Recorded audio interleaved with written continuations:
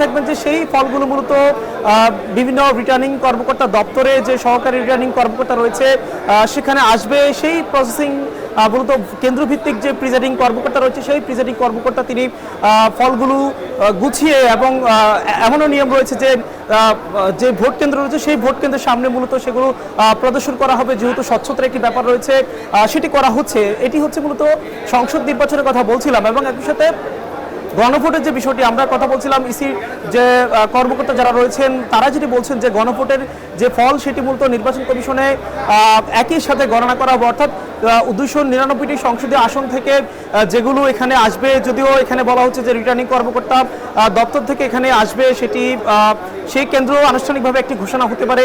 তবে এখানে যে ভোটগুলো পড়েছে গণভোটের ক্ষেত্রে সেটি মূলত আনুষ্ঠানিকভাবে নির্বাচন কমিশনের যে সচিবালয় রয়েছে সেই সচিবালয়ে এখানে মূলত কমিশনের পক্ষ থেকে ব্রিফিং এর মধ্য দিয়ে মূলত তুলে ধরা হবে। আজকের ভোটের যে কার্যসূচি আমরা লক্ষ্য করছিলাম, যেহেতু ইতিমধ্যেই বেশ কিছু জায়গায় বেশ কিছু কেন্দ্রে বেশ কিছু আসনের কিছু কিছু ফল আসতে শুরু করেছে।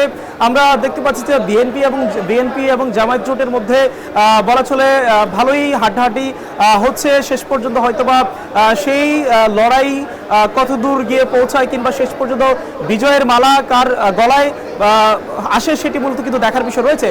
তবে এখানে একটি বিষয় যেমনটি বলছিলাম যে যেহেতু এখন পর্যন্ত আমরা দুপুর 2টা পর্যন্ত খবর পেয়েছি এবং দুপুর 2টায় যে খবরটি পেয়েছি সেখানে 42,000-এর বেশি ভোট কেন্দ্রের মধ্যে 36,000-এর বেশি ভোট কেন্দ্রের ফল এসেছে। সেক্ষেত্রে বলা চলে প্রায় পরবর্তী 2.5 ঘন্টার যে ফল সেটি কিন্তু আমরা এখন পর্যন্ত অফিসিয়ালি নির্বাচন কমিশনের পক্ষ থেকে জানতে পারিনি। তবে আরও একটি বিষয় যদি জানাই, সেই ফলাফল ঘিরে যেহেতু রাজনৈতিক দলগুলোর মধ্যে অন্যরকম একটি আবহ বিরাজ করছে। আমরা দেখেছিলাম যে জামায়াত জোটের পক্ষ থেকে নির্বাচন কমিশনে তারা বেশ কিছু অভিযোগ নিয়ে এসেছেন। এরপর আবার ইসলামী আন্দোলনের পক্ষ থেকে কিন্তু একটি বেশ কিছু অভিযোগ নিয়ে মূলত নির্বাচন কমিশনে আসা হয়েছে। আমরা যেমনটি শুনতে পেরেছি যে জামায়াত জোটের পাশাপাশি বিএনপি জোটের পক্ষ থেকে মূলত নির্বাচন কমিশনে তারা কিন্তু আসছে। নির্বাচন কমিশন যেটি মূলত সমন্বয় করছে, যেমনইভাবে আমরা দেখেছিলাম ইসি সচিবের যে ব্রিফিংটা হয়েছে সবশেষ, সেখানে মূলত বলা হয়েছে যে জামায়াত জোটের পক্ষ থেকে যে অভিযোগগুলো করা হয়েছে সেই অভিযোগগুলো মূলত তারা খতিয়ে দেখছে এবং সংশ্লিষ্ট রিটার্নিং কর্মকর্তার মূলত তারা দৃষ্টি আকর্ষণ করেছে যে সেই অভিযোগগুলোর কতটুকু বাস্তবসম্মত কিংবা সেই অভিযোগগুলোর ব্যাপারে কি কি ধরনের ব্যবস্থা নেওয়া যেতে পারে সেটি বলা হয়েছে। যদিও বলা হয়েছিল নির্বাচন কমিশনের পক্ষ থেকে যে কোনো কেন্দ্রের ভোট যে বন্ধ করার বিষয় সেটি এখন যেহেতু সুযোগ নেই কিংবা যেহেতু এখন পর্যন্ত আনুষ্ঠানিকতা শেষ হয়ে গিয়েছে, ভোট কেন্দ্রের ফল মূলত প্রিজাইডিং অফিসার তারা মূলত ঘোষণা করবে, সেটি মূলত সুযোগ নেই। তবে আমরা সকাল থেকেই ভোটের কার্যক্রম দেখছিলাম ঢাকা শহরে বিভিন্ন জায়গায় এবং সেই সাথে আমাদের যে সহকর্মীরা রয়েছে দেশের বিভিন্ন প্রান্ত থেকে, সেই প্রান্তের ফল অনুযায়ী এবারের যে নির্বাচন সেটিকে